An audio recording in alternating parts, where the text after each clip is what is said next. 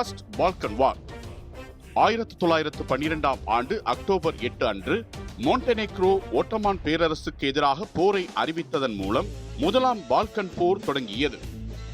20ஆம் நூற்றாண்டின் தொடக்கத்தில் ஒட்டமான் பேரரசு ஐரோப்பாவின் நோயாளி என்று அழைக்கப்பட்டது. அதன் பலம் நாளுக்கு நாள் குறைந்து கொண்டிருந்தது. பேரரசின் கட்டுப்பாட்டில் இருந்த பால்கன் பிராந்தியத்தில் பல இனக்குழுக்கள் உருவாயின. தேசிய உணர்வு அதிகரித்து கிளர்ச்சிகள் வெடித்தன.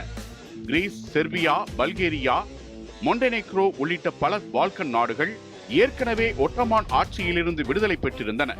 ஆனால் மாசிடோனியா, அல்பேனியா போன்ற பகுதிகள் பேரரசின் ஆதிக்கத்தில் இருந்தன. இந்த நாடுகளின் தேசியவாதிகள் தங்கள் இன மக்கள் வாழும் பகுதிகளை விடுவிக்க விரும்பினர். இந்த சூழலில் 1911ஆம் ஆண்டு இத்தாலி ஒட்டமான் பேரரசுக்கு எதிராக போர் தொடுத்தது.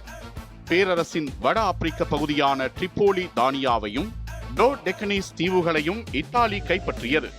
இந்த தோல்வி ஒட்டமான் பேரரசின் பலவீனத்தை பால்கன் நாடுகளுக்கு எடுத்து காட்டியது.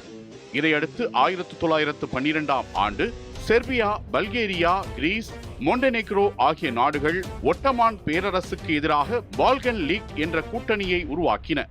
மாசிடோனியாவில் சீர்திருத்தங்களை மேற்கொள்ளும்படி ஒட்டமான் பேரரசுக்கு பால்கன் லீக் இறுதி எச்சரிக்கை விடுத்தது. ஒட்டமான் அதை நிராகரித்ததை அடுத்து மோண்டெனெக்ரோ 1912 அக்டோபர் 8 அன்று பேரரசின் மீது போர் தொடுத்தது. மோண்டெனெக்ரோவை தொடர்ந்து அக்டோபர் 18 அன்று செர்பியா, பல்கேரியா, கிரீஸ் ஆகிய நாடுகளும் ஒட்டமான் பேரரசுக்கு எதிராக போரை அறிவித்தன. பால்கன் குழுமத்தின் படைகள் எதிர்பாராத விதமாக மிக விரைவாக வெற்றி பெற்றன. ஒட்டமான் பேரரசு ஐரோப்பாவில் பெரும் பகுதிகளை இழந்தது.